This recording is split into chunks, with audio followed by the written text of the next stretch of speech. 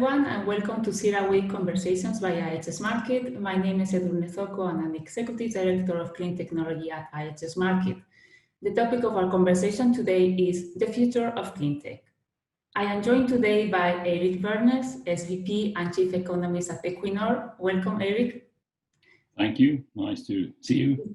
It's very great to see you after our meeting last year at CERAWeek in Houston, and so much has been happening since we both met last time. And I also want to welcome Agustin Delgado. Welcome to our both spend a short introduction to share with the audience what your companies are doing on the clean tech space, what is the scope and footprint of both Iberdrola and Equinor. So, Agustin, would you like to start? Sure. So, Iberdrola is one of the main utilities in the world. We started with wind energy back in the beginning of the 2000s, and we have spread our portfolio of renewables to solar and for sure to hydro.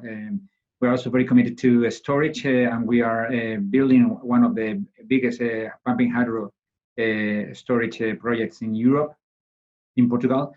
And we are also quite committed right now to offshore wind. So in a nutshell, apart from this renewable portfolio, we are also building distribution and transmission lines to bring all these renewable technologies to the customer.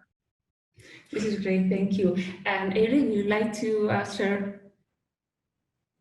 Yes, Equinor is the company that used to be called Statoil. It's the Norwegian oil and gas major, which is rapidly developing into becoming a broad energy company. We are growing significantly on offshore wind in particular. We're about also to develop a floating, or we've made an investment decision on floating wind farms.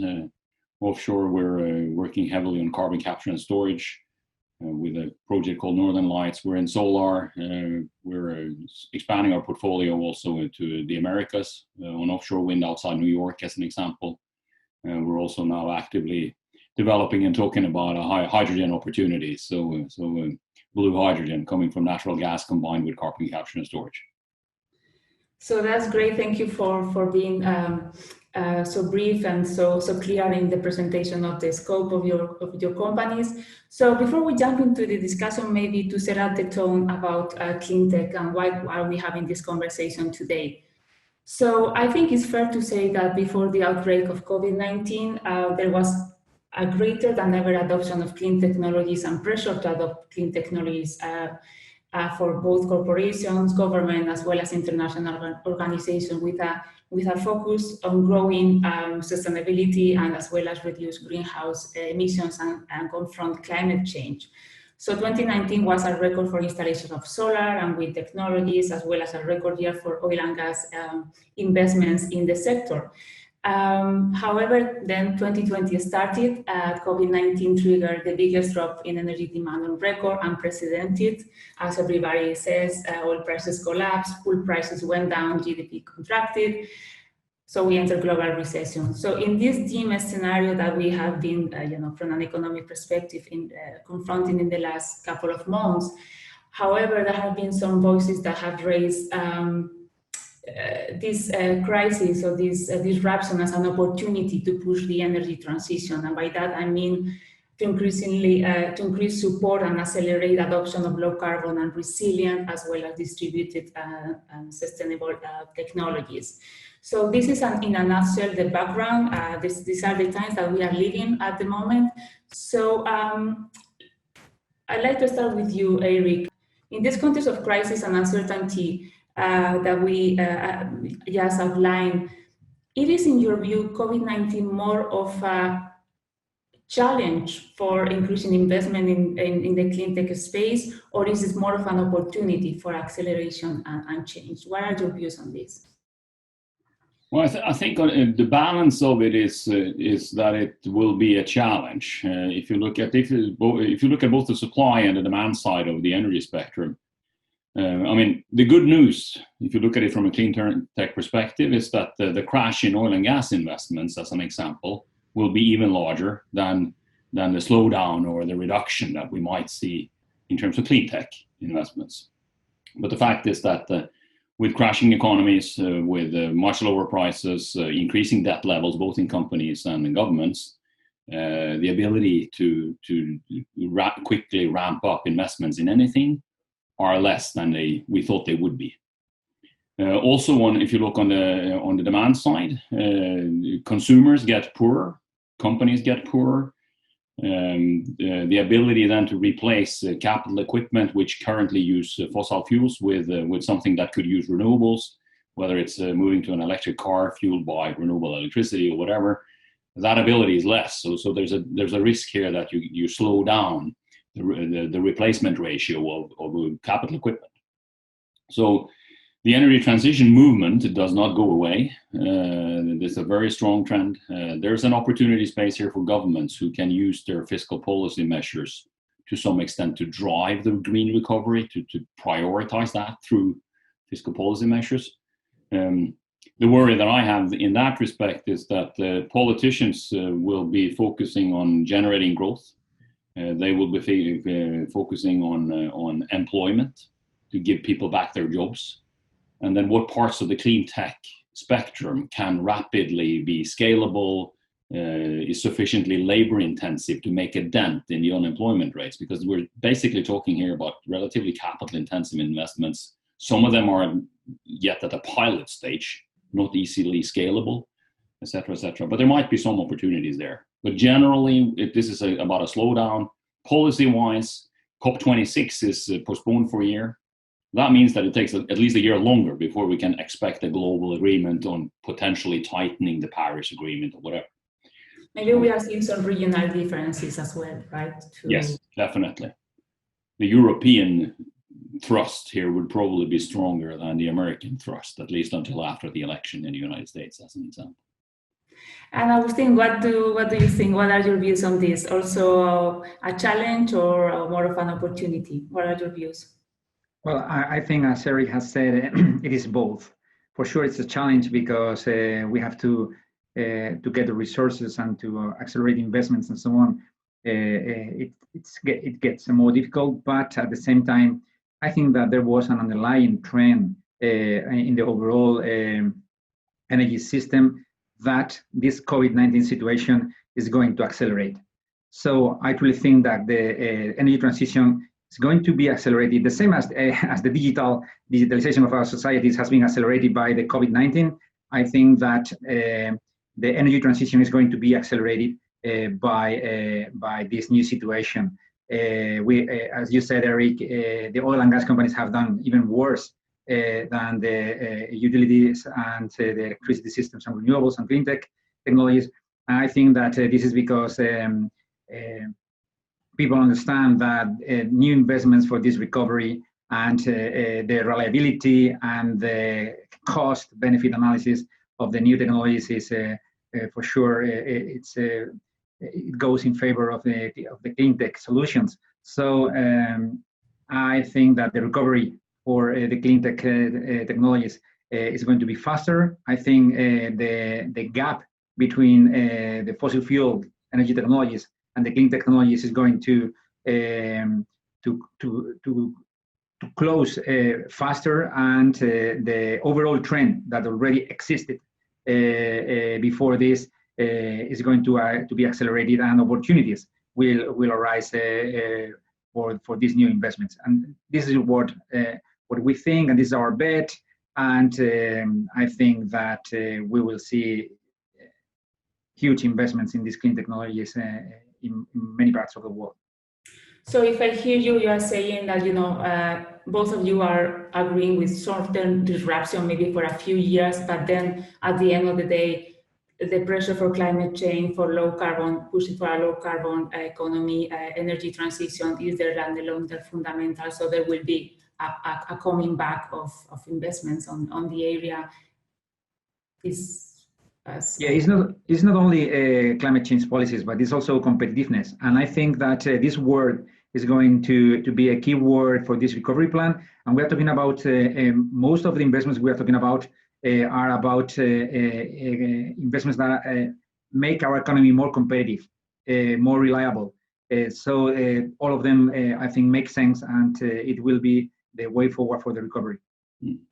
So maybe I'd like to continue with a related question, which was about the regional differences between, in terms of like pushing and supporting clean technology. And I would like to talk a bit about the recently announced recovery package by the European Union.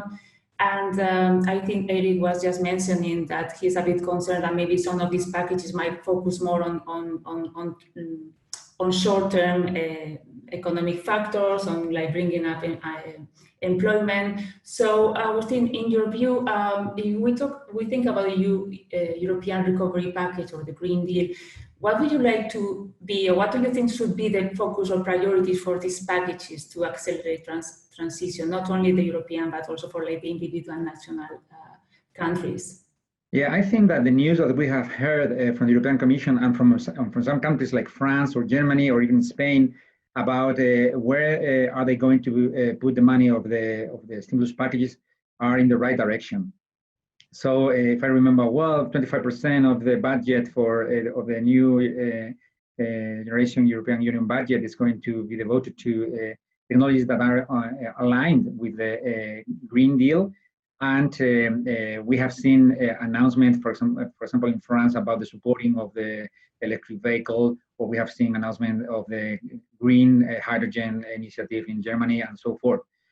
But if we want to talk about big investments that make our industry more competitive and so on, I would say that from now, from 2020 to 2030, and starting today, we have a lot of room for investments in the, let's say, decarbonization of the power generation mix.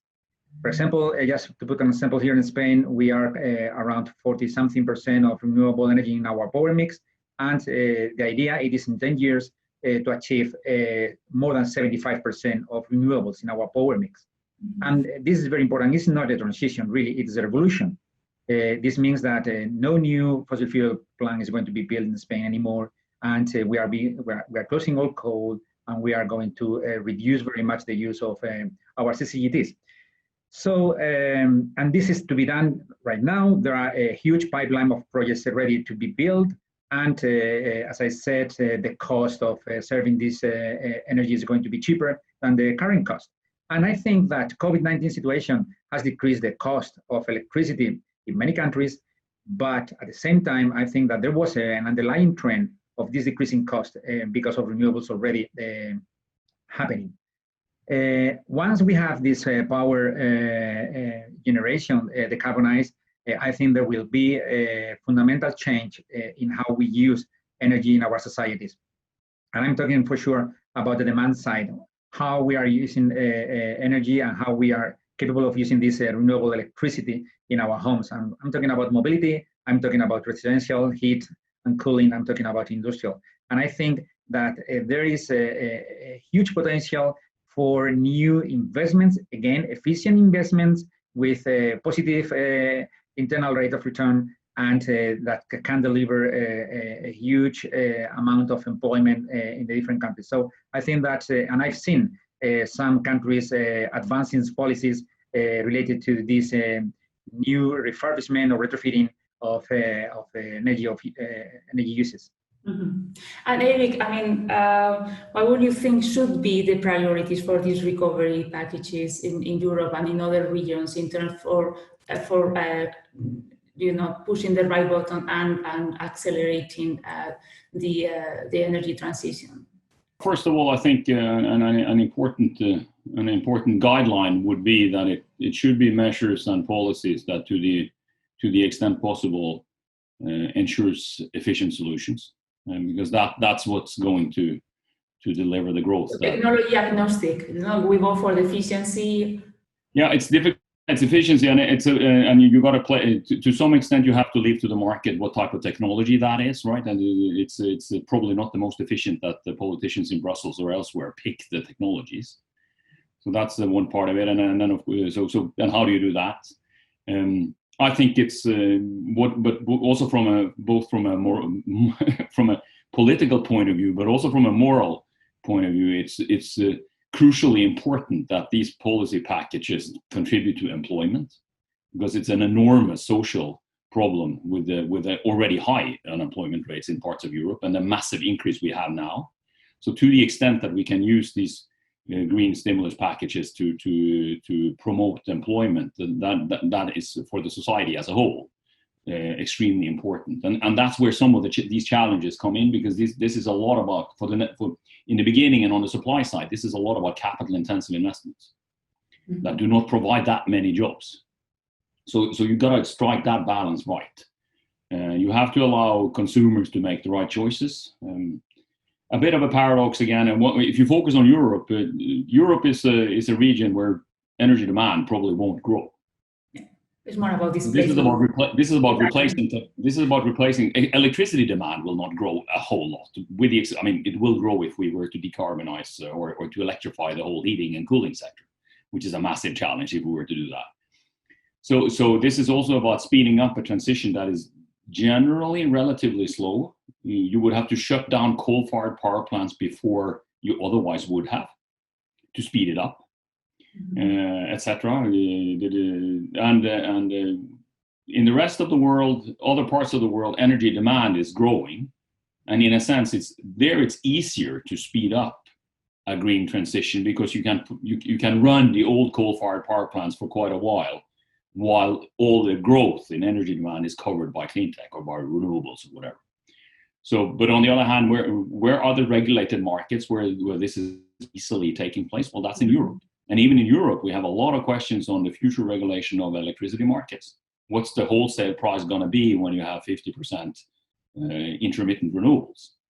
So the market design, you got to speed up. You got to make clear for Iberdrola and us and other players that what's the market design we can expect if you want us to put billions of euros into electricity. What price can we expect for that? And because if you take away all fossil fuel sources of electricity, there's nothing setting the price. So then we need to have some clarity on that as well. And so there are several elements here that could be speeding up. What's the cooperation between Northern and Southern Europe going to be in terms of exporting surplus solar electricity from Spain to rainy Germany? Is Germany going to be self-sufficient with all the renewables? Then we're going to build too much. So there's still a lot of questions on this. Yeah? Well, I'm not so sure I agree completely 100% with you, Eric. I actually think that the decreasing cost of renewables still made the business case, and what the problem is that with this decreasing cost, there will be some plants that will be retired, not because they have arrived to their lifetime, but because they are not competitive anymore. And this is what is happening in Spain with the coal. So this transition is happening not because of regulation or because climate change policies that also are for sure helping, like the ETS and so on, but these regulations, at least in Spain, has been enough to start closing the coal power plants before they have reached their end of life. And it's happening in many parts of the world at the same time. So I agree with you that energy consumption, energy demand is going to decrease because of the high efficiency rates of the new technologies, let's say lighting, or let's say industry, but let's also say about electric vehicle is 80% efficient compared to an internal combustion engine that is around 15-16%, or a heat pump. So, but if there is any energy carrier that is going to grow in Europe and worldwide, it's probably this is electricity. And this electricity is going to see a huge replacement of technologies, and for sure it's not as fast as everybody would like to, but I think I can tell you it's very fast for what we were used to in the utility sector 10 years ago. Yes, so maybe let's recap and talk a bit about a common ground for both Equinor and Iberdrola, which is your bet for offshore wind. And to understand, how do you see offshore wind as part of the Cleantech mix, and more the role of that offshore wind can play within, what is the value of offshore wind for the power mix and for the Cleantech and the energy transition, since both companies are very active on this space. So yeah, it seems from my perspective. I mean, first, I mean, offshore wind has an enormous potential. There's much more ocean in the world than there's land. There's much more wind in the ocean than there is on land. There's much more room. So to the extent that we're getting trouble in having enough wind turbines placed out in the countryside, the potential to have them offshore is still there. The potential for having larger wind turbines that you can more easily move and put in place is there. And then the second wave of that would have to be doing this in water depths that are too high for bottom fixed installations, and then therefore we have to develop floating wind so that we can do that outside of California, outside of Japan, places where they don't have a shallow continental shelf. mm-hmm. So in particular, a country like Japan with a high population density, this is a massive opportunity and will be there. And the cost will come down. We got to scale them up. We got to do many more of these. And then we got to hook them up to an electricity system that can handle it, both the intermittency of it, which by the way is less on offshore wind than on onshore wind.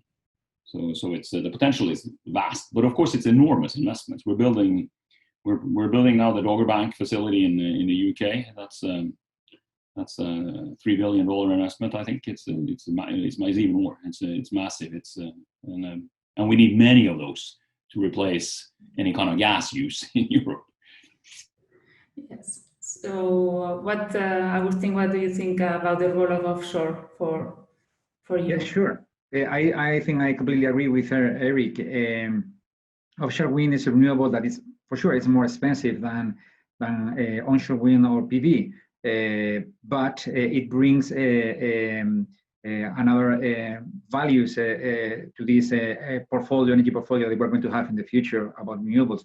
And I think Eric mentioned two of them that I think are very important. First, for those countries who has shallow waters and they don't have too much land, like North Europe, or you mentioned some islands and so on, I think it's a very interesting option. So you can have access to a good source of renewable, somehow getting rid of this limitation of land. The second thing I think it's very important, it is about the capacity factors. Offshore wind provides capacity factors higher than 50% in many cases and growing. And I think that some of the wind farms can be considered even as a base load and help to provide capacity to the power grid. And I think it's another value that has to be taken into account. Having said so, the offshore, we are also very active in offshore wind because of this. We are very committed to decrease the cost of the electricity of offshore wind. And are you talking about a 5-year scenario, 10 years? What is the time period that you are working for like increasing the competitiveness in terms of cost for offshore? Yeah, I think we have, I mean, the industry, not only us, but the industry has already bid with a very competitive prices, very much. And as Eric said, we have seen bigger turbines that decrease the cost of foundations and so on. And I think that in this decade, we will see a price compared to other renewable sources. And as I said, some of these offshore, it's the only option sometimes you have in specific countries. What I wanted to mention it is that worldwide installations of offshore wind in 2030 will be like 90 gigawatts, while onshore wind will be 10 times more than that, even more than that in this decade. What I want to mention with this is that you're asking about offshore wind, but in onshore wind worldwide, where there is much more land and so on, it's going to be a very important source of electricity in our coming future. The same or similar to PV, both of them. And I think right now there is a lot of debate, about hydrogen and what role hydrogen is going to play as part of the recovery packages or in the next decade. So, in your view, Eric, I mean, do you think hydrogen might be ready to grow in the next 5 to 10 years, or is this something that is starting, but it will still take some time for hydrogen to get to the right level for massive growth? Well, hydrogen will definitely grow, but it has to come from somewhere. Right? You got to start at the beginning. There has to be a market for it. There's a price for it. Some people will have to pay for it. You have to be able to use it, and that means you might need to do something with your pipelines if you're going to use hydrogen, or you might have fuel cells. And then you go back and you need to produce hydrogen. Hydrogen doesn't exist, so you got to produce that by either, in a sense, too much renewable electricity. So you produce electricity, you turn it into hydrogen, and then you turn it back into electricity or heating, right? So where we think it's the potential of hydrogen is of course in the manufacturing processes where you need heat and hydrogen. It doesn't seem like it makes too much sense to produce the electricity, transform it into hydrogen, put it into a fuel cell that again produces electricity. It's not very efficient. So, but that's one part of it. But that fundamentally means we need to invest in stranded electricity. The other source where we believe there's a large potential, and in particular in the transforming phase here, is of course blue hydrogen, where you transform methane. That process is known. So natural gas into hydrogen. The caveat with that is that we need then carbon capture and storage. It's the technology to capture the carbon there is easier than post-combustion, but we got to transport it. Somebody's got to pay for that, and if they do, they can come to Norway and we can store it. At least 5 million tons of CO2 is what we're developing at the moment per year. But that storage is not going to be free. Somebody's got to pay for the storage as well. So the business models here have to be developed, and in order to do that, we need projects where we can prove the concepts and scale it up and learn.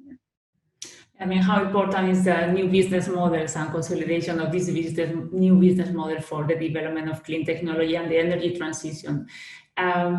So another important clean technology is storage, and as renewables become a bigger part of the energy mix and bring more intermittency into the system, there is a lot of discussion about what is the right storage technology for the short-term cycles, long-term cycles, batteries, hydrogen. So I know that you mentioned, Agustin, that Iberdrola is very active on the storage space. So what are your views on short-term versus long-term storage, and what are Iberdrola's bets on the area? Yeah, sure. First, the main role of storage in the end, well, it has many roles, but one of them is to provide capacity to the system when we don't have enough renewables, for sure. Another role it is to provide a kind of avoid spills from renewables and some others. So depending on the role, you may find out what kind of right storage you may need. Right. So for sure, as you mentioned, we see that there is two kind of storage that are needed in the system, and this is the one you mentioned, the short-term storage that could be like a 4 hours battery. We believe that 4 hours battery in the next decade will be cheap enough to make a business case for that, and decide we think they are needed. And if everything goes well with electric vehicles, this battery technology development will be done, and this short-term storage, for example, will help the ramp of the demand when the sun sets, for example, avoiding the so-said duck curve. Having said so, if you need capacity in the system, it is not enough only with a 4-hour system, and probably we will need system storage with more than 20 hours, right? You have different options for that. For sure, when you want to increase the penetration of renewables in a system, you have different tools you can play with, like demand-side response, that for sure can be used, for sure storage, interconnections, and the last one, it is a peaking plants. So you can use a peaker to provide this enough capacity for the system. So storage can provide this service as a peaking plant, but then you need systems that are, I would say, with more time than 20 hours. And then you have different technologies. The most used so far is pumping hydro, as I said. And there are some technologies that are being developed to make some of the existing dams reversible in a river, so with a low capex and with no too much affection to the environment, you can probably increase the storage capacity of a given system. It can be done in many countries in Europe, in Spain, in France, in Switzerland, Germany, and some others. So I think we have options and to increase the penetration of renewables thanks to storage in these decades that are available. Do you think the system overall, I mean, let's talk about Europe, has the right storage capacity, or it still needs a big investment on that side? I think we will need some investments that in the end will add some cost to the system, but this cost to the system will be, for sure, and this is my understanding, will be much less than the overall benefit to the system in terms of decreasing cost of energy because of renewables and increasing use of these renewables because avoiding the spills. So the same as you need transmission lines at some point, or you need digitalization in your networks or whatever, this storage capacity will be another feature of the power grid that will allow this high level penetration of renewables, and the cost of that probably is, I'm sure, is much less than the benefits that will bring to the whole system. Mm-hmm. That's very, very interesting. So before we wrap up, maybe a final question to both of you about, we have been discussing about some of the technologies, clean technologies that are core at the moment. Of course, we are talking about solar, photovoltaics, offshore and onshore wind. We discussed briefly about the role of storage and hydrogen. This is more what we are talking for the 2020, 2030 period, the main technologies. When we think about the 2050 horizon, like for the next 30 years, do you see these same technologies being at the core of the clean technology capabilities or package? Or do you think there are some technologies that are at this moment at a very startup momentum that will become key or core for the next 30 years, and or maybe developments within a technology that will be breaking through? What are your views on that, Eric? Well, I think, well, first of all, the outcome space, both for energy demand and human behavior and human consumption and geopolitics to 2050 is enormous, right? So who knows? I mean, with everything that happened in the last exactly 5 months. And I'm in the business of doing long-term perspective, so I have 3 very different scenarios going to 2050. But I think, first of all, many of the technologies that we've been talking about here will be key going forward. They will continue to develop and look different. We're going to build electricity grids maybe in a different way than we do now. 30 years from now, electricity will be the most important factor in our development of final energy consumption. And hopefully we can provide enough electricity to the world that doesn't have it yet in a sustainable manner. We will need to see new technologies on the demand side in terms of our own ability to modulate our demand, which is important in addition to the storage technologies that we talked about. Yeah. We'll see new types of storage, but also we will see a lot of new sources of demand for electricity. Just imagine how much we've depended on electricity during this conversation. And the fantastic fact that we have stable electricity in our homes combined with a perfect broadband cable that we can do that, right? So there will be new sources of demand for electricity as well. And there are some energy uses that are very difficult to electrify. And we have to handle that as well. It's difficult to by the 2030 scenario, even by 2050 might be difficult to electrify. Well, long distance shipping, transportation, things that and where you carry containers, right? I mean, so how do you do that? So you got to think about those types of things. Then hydrogen is one.